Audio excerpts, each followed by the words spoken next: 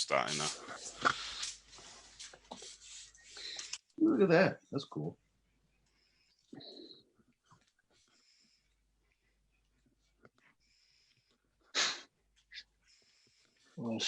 Swipe right. There we go. I've got your. There we go. We are live in the BBS group. We'll just give it a second for people to join in. We've got a couple of watchers at the minute. Scott Carlyon, hello. Hi, Scott. Emma, hi, Emma. Big FEW fan, that Emma. Indeed. Hello, everybody. Okay, yeah. Well, while we wait, I'm going to pour myself some FEW. It's exactly what I have in my glass. Not just any FEW. I see me. This is oh, nice. Bit of BBS FEW. There we go. Nice pour. Mate, I can't think of a reason not to pour like that at the minute. So Very Vipandian pour. Yeah. Indeed. Okay, we got people tuning in now. So welcome everybody. As I'm sure you're all aware, we are joined tonight by BBS co-founder Andrew Watson and big friend of BBS and distiller owner of FEW, Mr. Paul Hletko. Evening, gentlemen. Hey, everybody. The crowd goes silent. How are we both doing tonight? We good? All good, mate. All good. Yeah, hanging in. Good.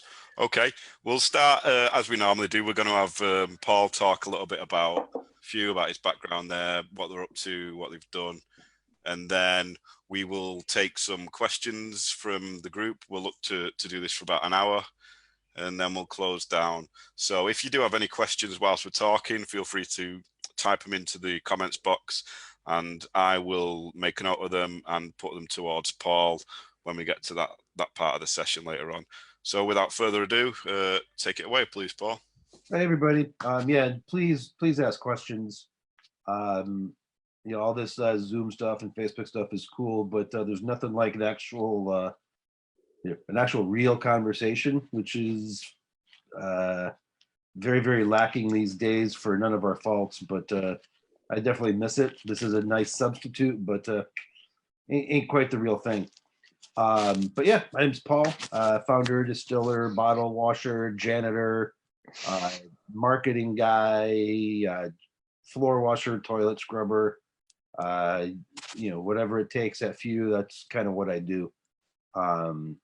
Been on the market now, or FEW's been on the market now almost 8.5, 9 years. And we were pretty lucky that we were able to start kind of crossing the pond relatively early based on my dear friend Michael Vachon and his absurd persistence. So, you know, some of you in the BBS have known me for, you know, several years, and which is cool. And we're big fans of the BBS. I think it was on a couple of weeks ago, and I made a comment that, you know, while I'm a part of a whole bunch of Facebook groups, there's only one that I actually participate in. Because I think it's fun. So yeah, we love BBS over here. FEW Spirits, small distillery, grain to glass. We actually make everything we sell. Not one drop has ever been sourced. Not one drop ever will be sourced. We make everything ourselves. The grain comes from as close to home as we can get it. We mash it in our mash tanks. We ferment it in our fermenters. We distill it on our stills. We barrel it in our barrels. We age it in our warehouses. We bottle it on our lines. You know, we're a small craft distillery.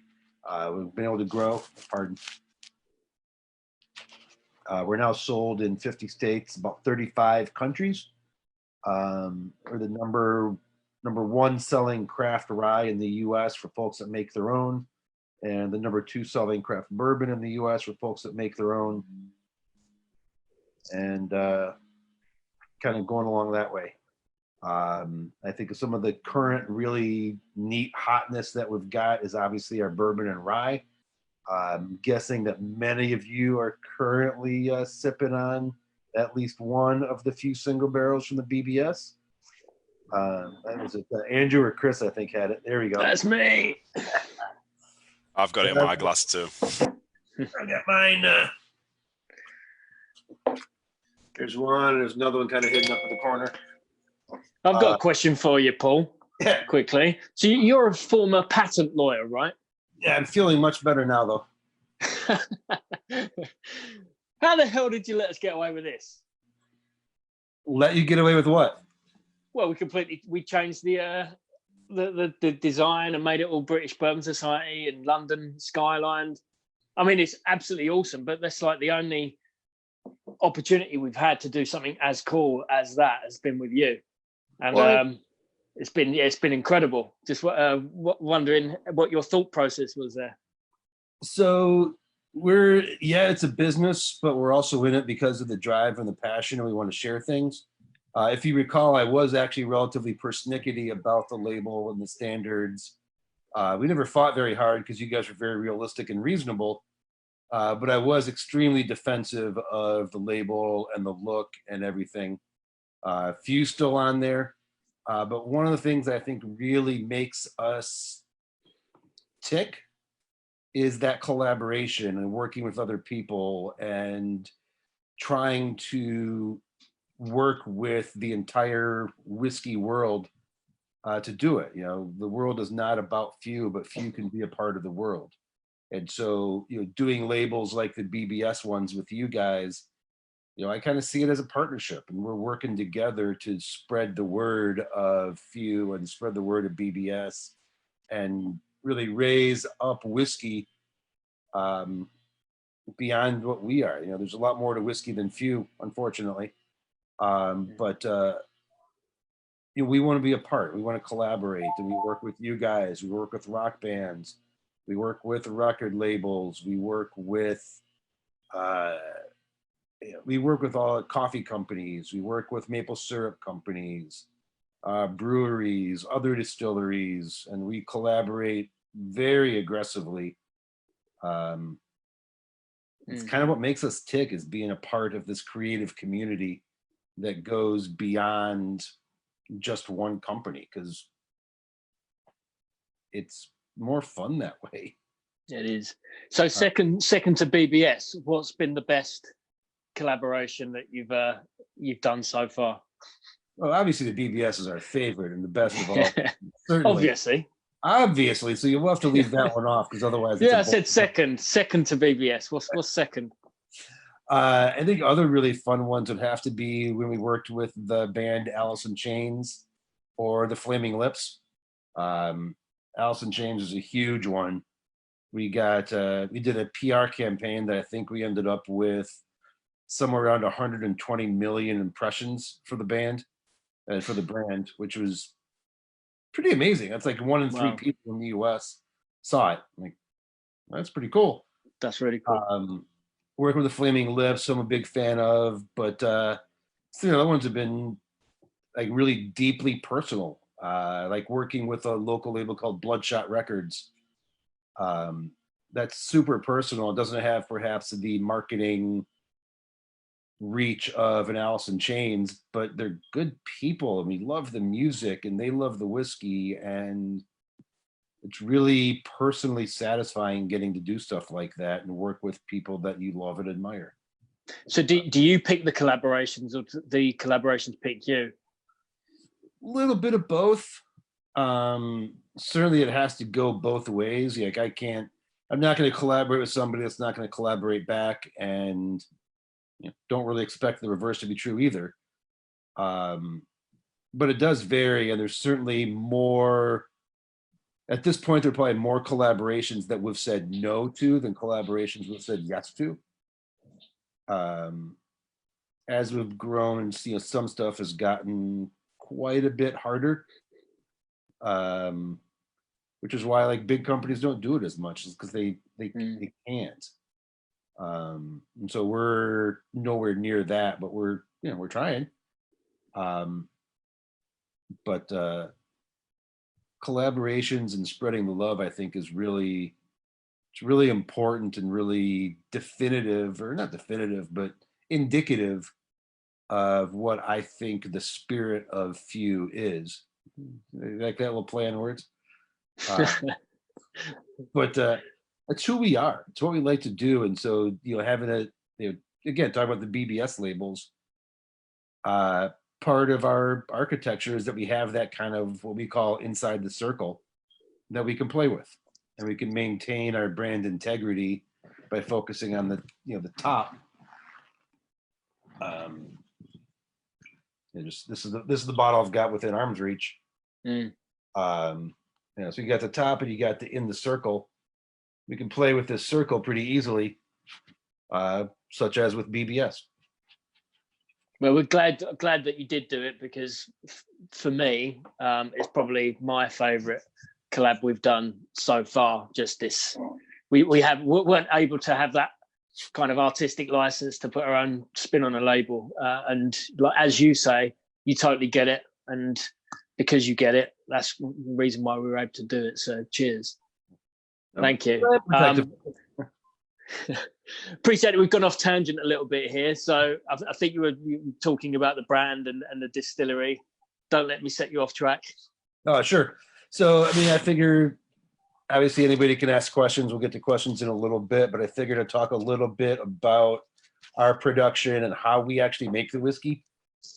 Given the crowd, I'm guessing that's of interest. Is that, I'll run it by Chris and Andrew, you guys will be the judges of what's fair and unfair, but yeah, sounds good to me. So, obviously all distillation is at least vaguely similar. You boil a liquid and you collect the vapor and you cool it down to a different liquid. And that's, that's distillation science.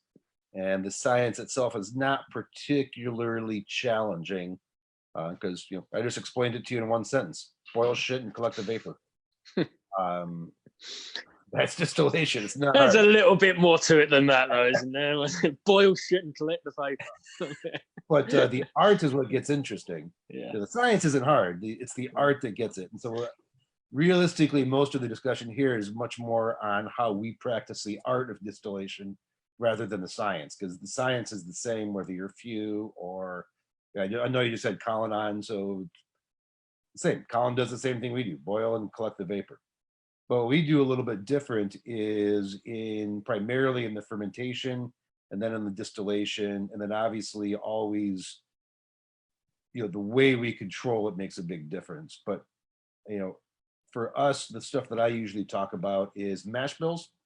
So the FEW bourbon and FEW rye with the same 70-20-10 mash bill. Bourbon being 70% corn, 20% rye, 10% malt. Rye whiskey, you flip it: 70 rye, 20 corn, 10 malt.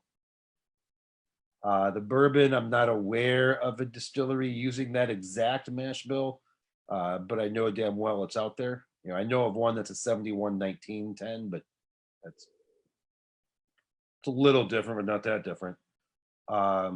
Whereas the rye, until Jack Daniels copied our mash bill, we were the only ones out there with our mash bill. But on top of the mash bill, what the next thing we do is we control for different yeasts, and we use different yeast for each of our products. The FEW bourbon uses a Belgian beer yeast, cinnamon, clove, pepper flavors, the cassia cinnamon, the spicy cinnamon, whereas the FEW rye uses a French wine yeast, which is going to give it some fruity mid to the back. I always talk about stone fruit. I talk about plums and pears and cherries, tart cherries. I was drinking some last night and was getting all sorts of cherry pie. That sounds good. Those are, the yeast is a big deal to us. Our general philosophy of whiskey making is different than a lot.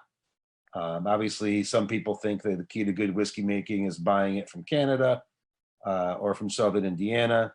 It's a good way to put good whiskey in a bottle, but maybe it's not so much whiskey making. Other people make their whiskey in the barrel. Fantastic way of making the whiskey. It's not what we do, but it's a fantastic way. But for us, we talk about making our whiskey actually in the fermenters. We make our whiskey when we make the alcohol, and then use barrels as an additional processing step to shape and refine the flavors that are in the distillate. We temperature control the fermentation to control all the fermentation byproducts that give the actual alcohol its flavor.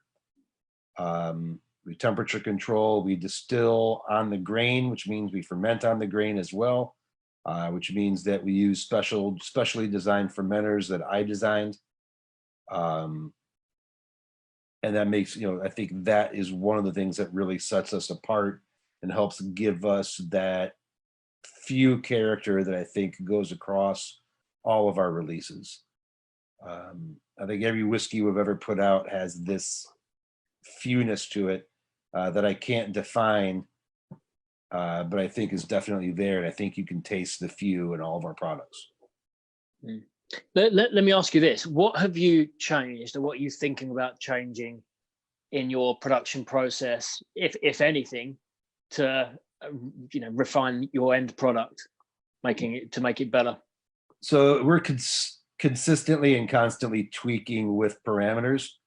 When we started off, it's interesting, like comparing craft spirits today with craft spirits when we started. There was nobody doing craft spirits when we started. So the only way to really learn was by experimentation and playing around and trying to extrapolate from various things you learned. And so when we started, it was pretty easy to make some pretty massive improvements pretty quickly, because you could tweak a little bit and all of a sudden you got a lot better. That continues, and we're constantly changing ratios of trying to get the right temperature for the grain in, trying to get the right temperature for the malt rest, trying to get the right temperature for this, trying to optimize the fermentation temperature, optimizing the agitation on the fermenters that we use to make sure that we don't have fermentation hotspots. Pretty much every aspect of the production process, we are constantly looking at and tweaking and trying to make, even just a very minute change that will help to ensure that the product at the end is the best we can get. Everything that we do is always focused on the whiskey in the glass, first and foremost. The example I always give is when we put in our new agitated fermenters a few years ago. When you ferment, if you get hot spots, you end up with off flavors in the whiskey. So we went out and tried to figure out how we could eliminate hot spots in the fermentation. And so we put in agitators so that there are no hot spots, because it's constantly mixing.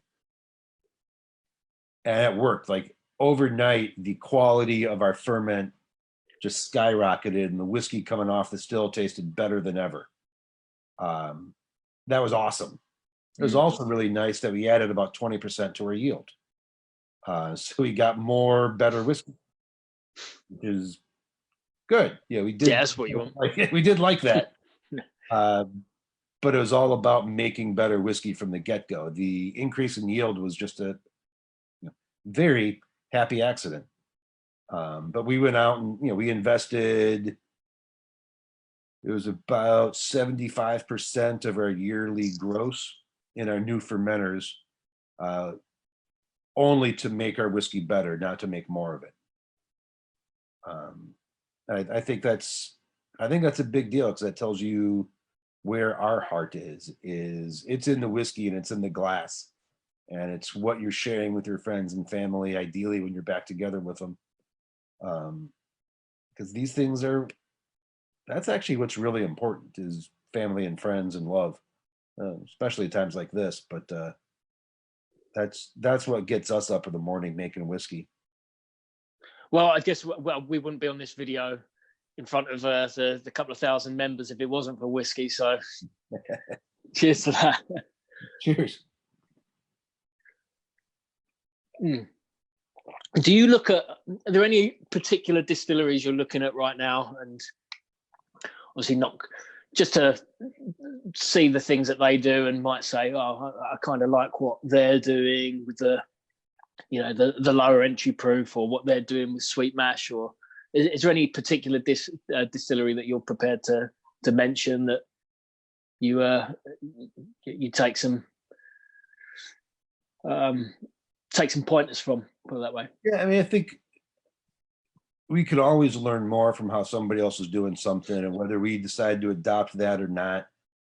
Certainly, I'm no different than every other distilling geek out there, and we idolize what Todd Leopold does over at Leopold Brothers. I don't know if you guys, I know they're available in the UK, but I don't know how much of a wave they make. Todd Leopold is, I can't, head and shoulders above the rest of the world. And when he talks, I listen very carefully because he really knows, and I really look up to them and what they do. Their whiskeys, their Amaros, and all the other stuff they do. Oh my God, it's just fantastic. I really like the stuff St. George does. Their baller whiskey is baller. And there's a reason why they called it that.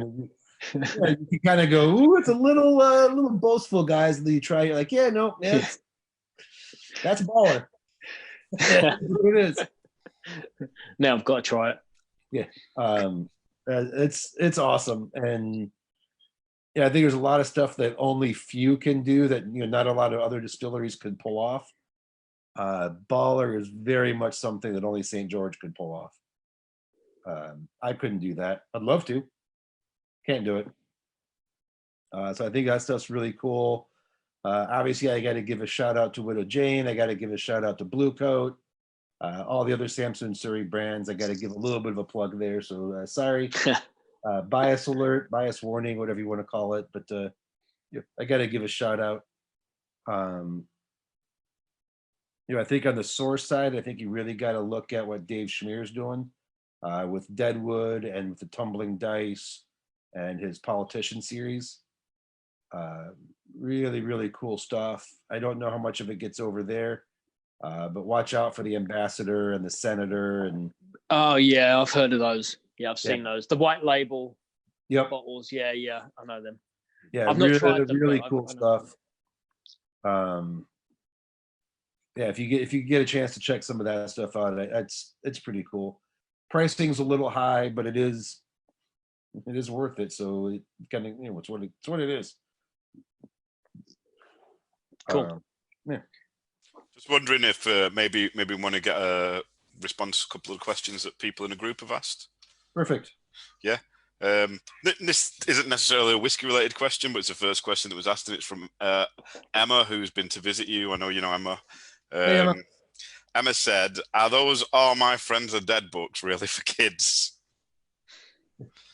Yeah, the Night Night with Paul series has been it's been pretty fun. If anybody's not paying attention or not paying attention, on my personal professional Instagram account at Paul M. Hletko, I'm reading kids' books every night at 8 p.m. my time.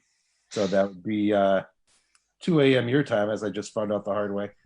So you can watch it the next day, realistically, because hopefully your kids are in bed before 2 a.m. Not that I'm judging anybody, but so the question still remains: Are these books really for kids? Most of them are. Like a couple have been a little on the edgier side, including the the world's classic "Go the Fuck to Sleep," one of my favorite books. So I read that one with a friend of mine. She's actually she takes what I'm calling booty pictures. She likes it that much, but she photographs. Of you? No, she takes pictures of naked women in. Oh right. But like boudoir shots, so it's all classy. You don't actually see. You can see that they're naked, but you can't see. I believe you would call them the naughty bits. Got you. Acceptable porn. Yeah, it's very, very sexy porn. So I read that with her, and that was fun. And then I've read a couple other ones in the All My Friends Are Dead series. that are perhaps a little more, I don't want to say adult themed because that sounds off, but maybe a little bit more mature content than you want to read to your 6-year-old. Fair I'll give it a go. enough. Yeah. We got another one. Karen Singh, this is more of a comment, and I have to agree with it here. Karen Singh said, awesome to have Paul in the group and engaging with it. Solid effort. And I think for me, obviously, when we're talking about the BBS FEW, that was the very first pick that we did. So I think we're all very grateful to what FEW have done for the group and for your interaction for it, because you guys helped us to do that and to get the experience of that barrel pick thing that we've done now so many times. So yeah, I definitely echo that statement. Yeah, 'cause, I mean, it wasn't that long ago that I was at the whiskey show, and I forget if Chris came up or Andrew came up first, and they're like, "Well, we're doing this," and I was like, "Cool, sounds fun. Let's do it." I'm down. Why not? Will Knox asked, do you have your own barrel kept to the side? I guess, and kind of further to that, is there anything that is just for you? Anything that doesn't get out to anybody else? So we've got a couple things. One, our first year, I put down 3 barrels that were for my kids when they turned 21. So they're now, those are all now, I guess, 10 years old now, ish. I'd have to go back and look. I don't know if my kids will actually get them because they may not be worthy. Depends how pissy I get with them when they turn 21. But we've done that, and then there's also a whiskey I made. And I know at least one person on the call has a bottle, but I've got family history in the alcohol business, and I made a recipe one time with the intention it would never ever be made again. And so I've got bottles of what we call slip whiskey. It'll never be sold, literally ever. The only way you can get a bottle is if I give it to you personally. So like Michael Vachon, I think, is on the call. He's got a bottle, and somebody, I don't remember who won it. It might have been Emma. If I'm not, I don't think it was. But about 4 years ago or so, some fucknut blew up a concert in Manchester. Yeah. And at one of my daughter's favorite concerts. I mean, she wasn't there, of course, but that one really hit me personally hard. And I donated a bottle at a BBS. I don't know if it was a BBS event or just a FEW event. I donated a bottle of that personal whiskey as a fundraiser for the Manchester fund that was helping the survivors. So I think there's like maybe 12 bottles in circulation, and that's about it. And I've got some behind me still. Oh, he lost Neville. Keep going. Yeah, the hell with him. But yeah, so that's as far as like personal whiskeys that I keep for myself. It's really just pills, or it's really just slip. And it's funny, like I've had guys offer me $1,000. I've had guys offer me, $1,500 trying to get a bottle. And like, well, it's not for sale. In fact, if you offer me money, you're not getting it. We've had that a couple of times with a couple of bottles. Guys are asking to buy the empties. I mean, it's crazy. Like, no, just you don't do it for that, do you? No, this is not for sale. This is Chris Neville's back. It's too personal. I mean, I think there's stuff in life it's too personal for money, and money makes it. I think money takes away the value, and so FEW is a business. This is how I feed my kids. But there is stuff that goes beyond business in life, and whiskey can be part of that. So how are your kids going to prove that they're worthy for the barrel? First one to lift it. Primarily, they just have to stop pissing me off, which isn't their fault. You might as well give it to me now, then. Yeah, we're all trapped in the house, so it's tough to judge them based on this.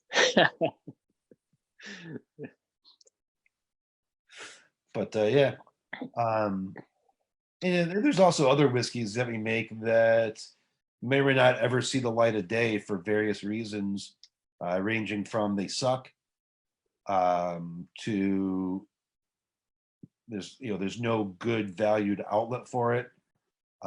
We have probably 50 or 60 different single barrel experiments that are down, and we don't really have a way to sell 50 or 60 barrels like that. So what about blending? Have you ever had anything you thought, oh, I couldn't bottle that as a barrel because it's horrendous, but I can imagine this blending really well with this particular barrel. Have you ever done that? We've certainly do a lot of that, and I think that's the art of blending, especially with our core products. Probably the best example of that is actually the American whiskey. I know a lot of folks here on in the BBS have a great affinity for the Delilahs, right, Emma? She's nodding. Yeah. And so, but Delilah's kind of came about as a little bit of an accident in the blending process, and we took that very, very happy accident and applied it to FEW American whiskey. It's like Delilah's was a blend of 3 different whiskeys, and the FEW American whiskey is a blend of those exact same 3 different whiskeys. The blend's a little bit different. It's not the same, but if anything, I actually like. Neville's got 2 monitors. There are 2 Nevilles. Excuse me, I had a bit of a technical issue, but I'm back. Double Neville. It's the. Couldn't be anything worse. I'd call it a blue pill now, I guess. Now that we're in the Matrix, like Heisenberg's Neville.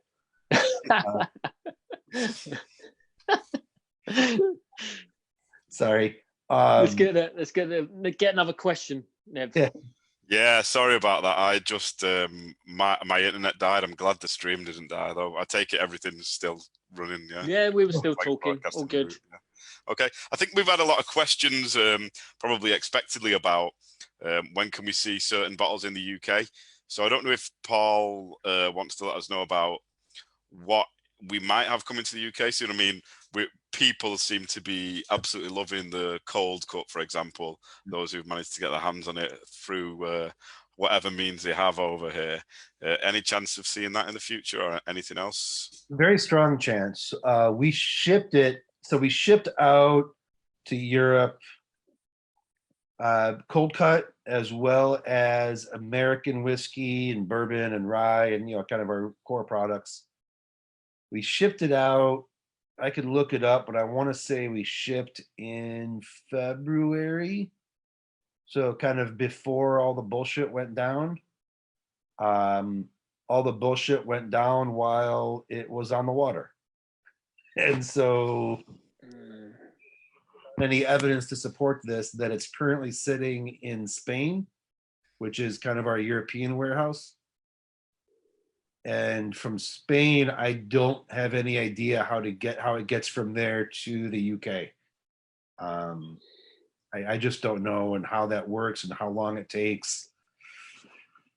I don't know. Ideally, it's any day, but I just don't know, and I don't want to try to say something that's not true. All I know is it's in Europe and somehow walled off, and will somehow get out, but beyond my humble distilling brain to figure that one out. Okay, fair enough. Yeah, I mean, I guess we'll get it eventually then, maybe once things coming. start getting a bit more back to normal. Michael Vachon said, talking about collabs and limited editions. Can you tell the group about some of the ones that he's got in his cabinet? Anguish and Regret, Three Threads whiskey, and the Slip whiskey, which you kind of already spoke about a bit, I guess. Yeah, it's like Slip whiskey. You're never going to buy it because I will never ever sell it. You may get a bottle, but only if I bring it with me as a gift or whatever.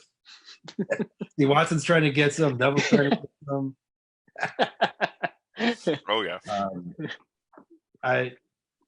My guess is when all this kind of reverts to normal, we're going to be seeing a lot of slip bottles put out there as charity donations and trying to raise money. I won't sell it; I'll give it away, but try to give it away in a way that makes that ideally a bit. I don't know. Three Threads. So Three Threads kind of came out of a similar experimentation. We talked a little bit about the challenges of how things change as you get bigger. And when we started, every single person that worked at FEW was effectively required to come up with 2 brand new whiskeys every year. So it's kind of, it was never actually a true requirement, but you tell somebody, hey, you want to make some new whiskey? The answer is always going to be yes. So Three Threads was one of our early distillers, was one of his recipes. He came out of a brewing background and wanted to make effectively a beer schnapps without the hops. And so Three Threads was a porter beer recipe that he really liked. And TTB would not let me use the word porter on the label. So we did a bunch of research and found out that porters used to also have 3 threads in their pockets. And there was something about the 3 threads and became a little bit of a slang term for the actual porter people, not the porter beer, but the actual porter people. And so Three Threads was John's whiskey. It was really good. If anybody had a chance to try it, you're pretty lucky. I think there were 45 bottles of it, 50 bottles for the world. So super limited. Anguish and Regret was definitely not a whiskey. Those of you who've had the misfortune of being in Chicago have probably been force-fed the local Chicago specialty of Jepson's Malort. Jepson's Malort is a big deal here in Chicago because everybody loves it. It's a very Chicago thing. If you've not had it, it tastes a little bit like the diarrhea that you'll get from like a Indian curry place. Once the diaper kind of sets out there in the back alley for 4 or 5 days, it gets really nice and pungent. Maybe you get a couple, used condoms from some homeless guys popped in there.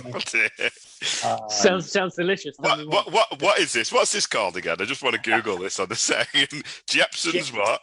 Jepson's Malort, MAL. So it's like Cockney rhyming slang for diarrhea, anyway. Jepson's Malort. Look at the videos. You can see the first taste test of Jepson's. Everybody goes, I've got the Jepsons. It's a Chicago thing. So we wanted to make a Malort. And so we did. We called it Anguish and Regret because that's what you should feel the second you taste it. You're not supposed to be happy. I know some people on here have had it. I think, if I'm not mistaken, Maverick even had a few bottles, at least for a while. And so Anguish and Regret was our version of Malort. We had our fun, but then the people over at Jepson's threatened to sue us, which I didn't really take kindly to because you don't sue me, I sue you. So is this really the nicest drink in the world, but you've just described it to us as diarrhea because you hate them? No, that's what it tastes like. Right. To be fair, you haven't sold it to me, so I don't think I'm going to try it anytime soon. Oh, this is the worst thing ever. Here, try this. Yeah. Oh, delicious. It's a Chicago thing. Ours is actually very tasty, by the way. Little perfumey and or vegetal, more so than just nasty, whereas Jepson's Malort is just fucking nasty. So it's But made with wormwood. Is that correct? that's what they say. I think mostly they just make it with bad decisions. Tastes like the day Daddy left. Jepson's Malort. And you realize those pants are not going to shit themselves. So don't you want to just turn into I mean, you should work for the marketing department of that company. So Angry to Regret was truth in advertising. You don't want to drink this. It's nasty. But we have now 86 the SKU. We don't make it anymore. We had our fun and we got bored and it was time to go. But we had our fun. Okay, we got a couple more questions from a few other people, if that's okay. Of course. Danny Taylor wants to know about the output, I guess, of the distillery. He's looking about how many bottles of FEW are you producing a year? And then Andrew Lamarchand wants to know, what made you get into producing whiskey? Was there a gap in the market that you identified? Sure. So size, we're still trying to figure out what the size is going to be in the future as we kind of recalculate everything based on this. But we were producing about 500,000 bottles a year, maybe a little bit more. We weren't selling that many because obviously we're making mostly whiskey, so a lot of that's just still sitting in barrels. Our actual sales are a lot smaller than that because that's how whiskey works.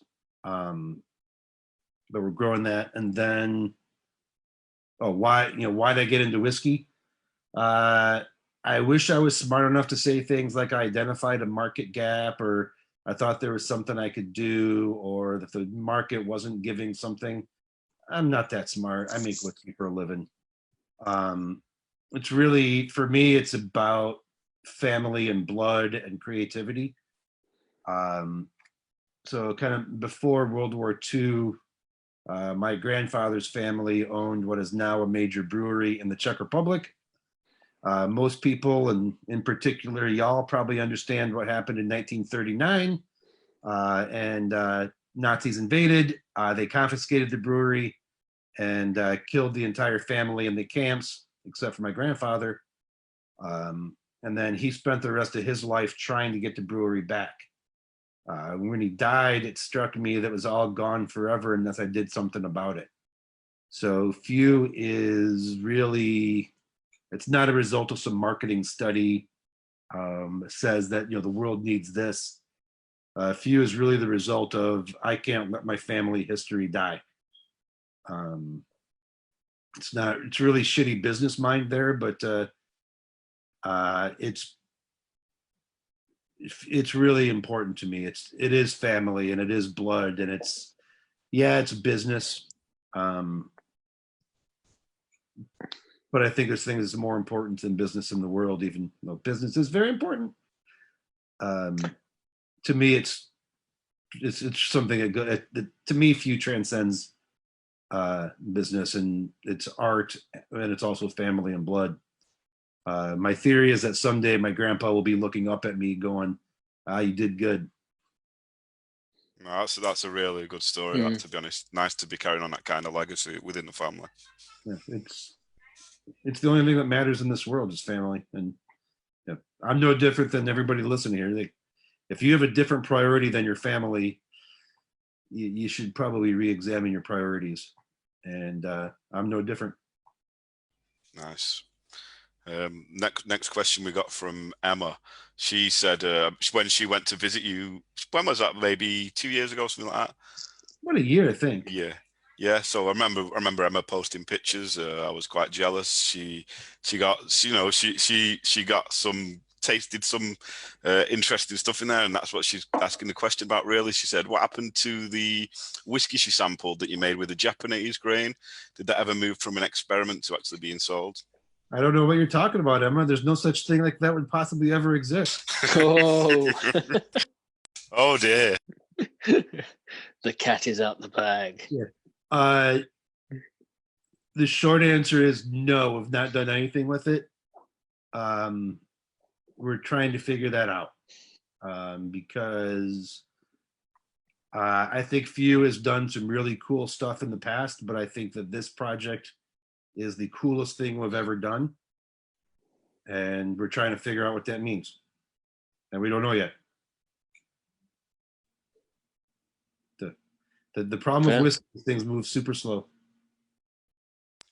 We got another one from Danny Taylor. So Danny is he's in Liverpool, but he managed to be in London with Richie Neve, I think, on the night that you picked the BBS picked the FEW Rye. Yeah. He wants to know, did anybody ever tell Paul that we nicknamed the FEW BBS Rye Strawberry Poo at the tasting? I don't know where they get that name from, but it's an interesting one. I don't think it was an email that we put together to send to that. Well, no, I mean, but again, like, it's funny that you give that name with the strawberry, because berries is really one of the big flavors you get in FEW Rye. So it was kind of like, because the flavor it was like strawberry. I get why it was called that. Or someone came up with it. We'd had a few, quote unquote, by then. I think someone said strawberry poo. I think the poo part of it was just it had a vegetal kind of note to it as well. Kind of almost like, I don't know, earthy strawberry. There you go. That probably would have been a little bit politer. No, but I mean, I think, I don't disagree. Like, I don't usually get strawberry per se. I usually get a little bit more on the raz or blackberry. But it's not that it's wrong. I get a slight, the berry, we agree. I wouldn't call it poo. I might call it vegetal. Strawberry poo forever. Strawberry poo forever, isn't it? Yeah, yeah, we got Scott Carlisle. He mentioned about your the link-ups with bands that you've done, which you've talked a little bit about, and he wants to know what are your thoughts on the celebrity whiskies in general. So I don't know whether that kind of is, I don't know, is that like Bob Dylan's, Metallica have done one. I don't know, any other celebrities outside of music have done any, I'm not sure. I think it's, I mean, there's John Wayne has the Duke bourbon out, and there's a lot of that. And I think it just really depends on how and who's doing it and why they're doing it. The stuff that's just a pure money grab, cool. You know what? If you're a fan of the band or a fan of the whatever, that's fine. It's all MGP juice for the most part, and that's fine. If it gets people happy, just be happy. I'm not going to criticize anybody. I mean, I get why it matters, but so what? It's not about me. It's about it's about the person that's enjoying it. Some of the other stuff is, again, it all varies. Like the Bob Dylan stuff, that's great. It's MGP and Dickel juice. Cool. You want to get into it because Bob Dylan has his name on it. Great. I've had the whiskey. I got a bottle of I don't remember which one it is I have here, but I've got the Dylan whiskey on my shelf. Awesome. The guy that owns it's a friend of mine. Hey, if it floats your boat, that's awesome. We don't do things that way because it's not who we are. We collaborate and we work with people and we work with bands, but we're not going to build a brand for them. Like, Metallica, they're actually building a brand and they're behind it. And that's awesome. It's not what we're doing. We do limited edition, one-off collaborations. And we've said no to some pretty big bands that wanted us to do stuff like Metallica, and we just said no. Like, we've said no to bands that I just simply still can't believe I said no to. But it wasn't right.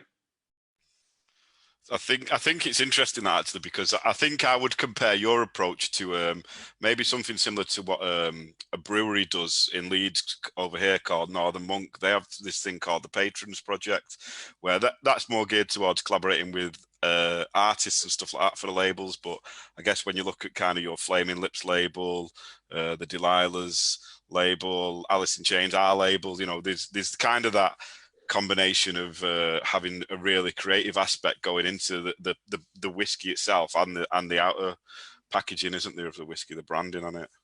Yeah, I think we see it more as a collaboration rather than a brand. Again, not criticizing anybody or throwing stones at anybody that does it differently.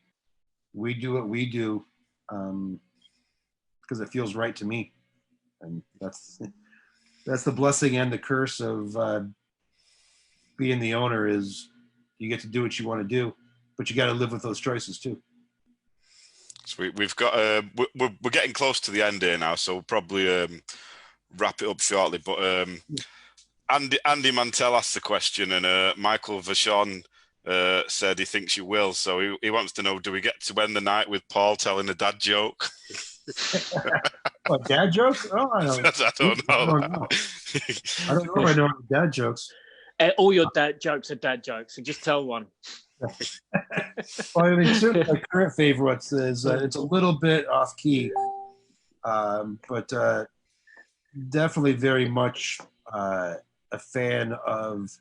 If you saw the when the priest and the minister and the rabbit walk into the bar, and the rabbit looked around and said, "I think I'm a typo." So, thank you. I'll be here. That took me a long time to get that, man.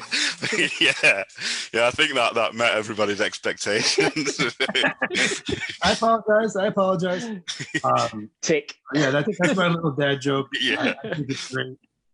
But also, I guess I haven't spent enough time in the UK in the fall to know, but like you guys have birds there, right? Little creatures that fly in the sky. Yep. And they go. We heard of them. You've heard of them? Yeah, they fly south in the winter. They probably head down to I don't know where they go, Ibiza or whatever, but they're probably leaving Leeds and going to Ibiza the way most sane people would. But I don't know if you like when they fly. Have you noticed they fly in a certain shape, like a V? Have you seen that? Yeah. Yeah. You ever notice that one leg of the V is longer than the other one? I have not. No. Look next time, because there's always one leg that's a little bit longer than the other one. But the question is, do you know why there's one leg that's longer? No. No, there's more birds on that side. Actually, Paul, your talk of a flying V got me back to a question that I missed before, actually, which was that's better. Nick AJ asked. I'm out. See ya. Yeah, Nick AJ as well. Want to know, drop. I guess, before we go, is who's your favorite hockey player? Oh, my favorite hockey player, Jaromir Jagr. Jagr, yeah, nice. Okay. I'm not wearing his sweater right now. I'm wearing number 88, but go Blackhawks. Nice. Okay. Thanks very much for that tonight, Paul. We're really grateful, and I think, judging by the comments, everybody's really enjoyed it. A lot of positive thanks for comments. having me on, guys. Definitely huge fans of BBS. Love all you guys. Vashon's, make sure you remember Master Malt's running some deals on FEW right now. I know a bunch of you guys took advantage of it. Feel free to take advantage of it still. And reach out. Keep up BBS. You guys, I know there's always a little bit of griping about this rule or that rule. The rules make it a pleasant place to be. So don't give up on it. We haven't told him to say that as well. Yeah, we haven't, honest. Yeah, but I'm glad he did. Yeah, thank you. Yeah. Thank you very much, Paul. We're gonna we'll bring it to you now. Thanks, Paul. Thanks, Andrew. Appreciate your time. Thanks, guys.